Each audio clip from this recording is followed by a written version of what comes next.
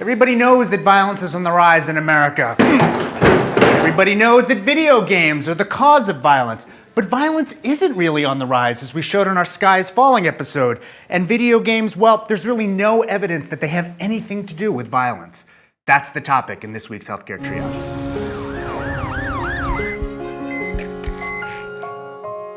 Full disclosure, I love video games, even the violent ones. When my kids came to me last fall to ask if they could work towards an Xbox One when it was released, I had to break the news that Dad had already pre-ordered one months earlier. Take that into account when you watch this. Putting aside my personal feelings about video games, there's still no evidence that they cause violence. People who want to blame violent video games for IRL violence point to a literature that they believe supplies evidence for a link, but almost none of it does. Much of it shows an association or a link between violent video games and aggressive thoughts or violent imagining in the short term. But I'd counter that reading a sad book would lead you to sad thoughts in the short term. But no one would say that causes depression. Moreover, there's a problem here. Studies in controversial areas like this are often subject to publication bias. In this case, the term describes the fact that it's sometimes much easier to get a study with a positive result published than a negative one.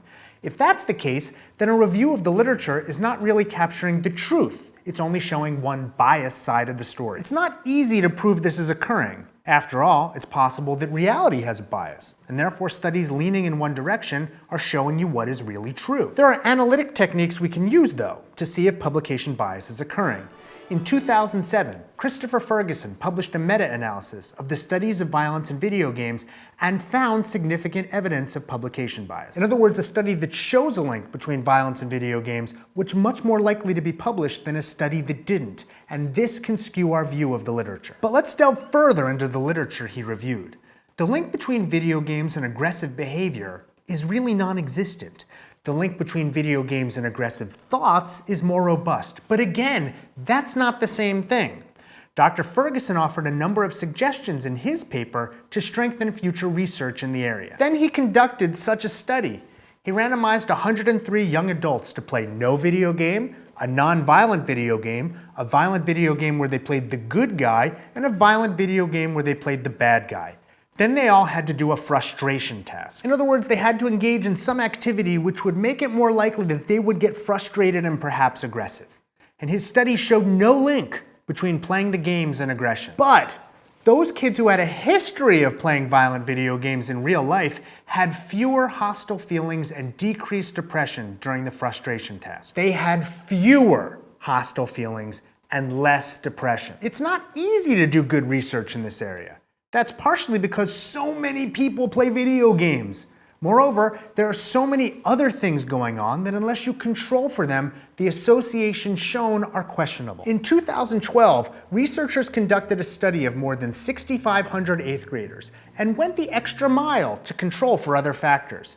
When they did, they found that the association between video games and behavior became much, much smaller. PewDiePie will be happy to know that the country of Sweden published their own review of the literature in 2012. They found 161 manuscripts describing 106 unique empirical studies. They found another 55 review articles of some sort.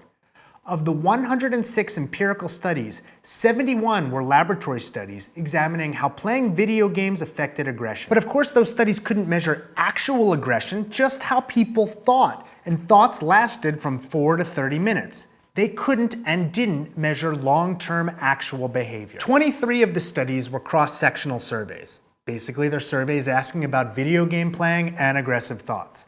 Any links between those things, however, were washed out when other factors like mental state, family relationships, and self-esteem were considered as well. The remaining 12 studies were longitudinal in nature, were surveys collecting data repeatedly over time. 11 of them purportedly showed a connection between video games and aggression. But only 3 of the 12 had any data on family relationships and mental well-being. And of those 3, 2 of them found that those factors accounted for the relationship. In other words, the Swedes found that the research was flawed and that any connections were not to any actual violent behavior. No evidence at all. I'm not going to discount the fact that there's gun-related violence here in the United States, way more than anywhere else in the world. I'm also not going to discount the fact that here in the US, we spend billions of dollars on video games. but lots of countries spend more. Here's a chart of gun-related murders versus video game spending per person in developed countries. Can you see a relationship between video game spending and gun-related violence? Because I can't. Now look, I'm not saying that violent video games are so devoid of negative ramifications that everyone should go play them, whatever their age.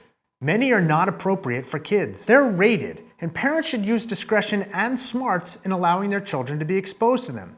I don't think anyone is advocating that 5-year-olds should be playing Call of Duty, and parents who allow that are making a questionable decision. But what I often hear in public discussions is that some people believe that video games are so bad for kids that we need to think about going further. What will they do? Come up with sanctions? Ban them? Should we put them in a pile and burn them? It should come as no surprise that after playing hours of first-person shooters, the people that play them think aggressive thoughts. What matters is if they act on them. When I watch The Walking Dead, I admit it sometimes disturbs me. I don't let my kids watch it, but the line is different for everyone. My daughter watched Annie when she was 5, and she had nightmares about Miss Hannigan for a week. She got over it. It's part of growing up. When you get all fired up about video games and kids, what do you want? Seriously, answer the question. Do you want parents to think harder about how they parent? That's fine, but don't go to Congress to get that done. If you're looking for something from them, it's regulations and laws.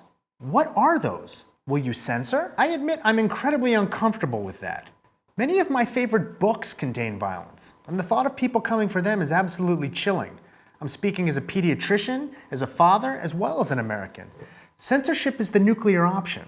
You better have solid evidence to support you before you do it.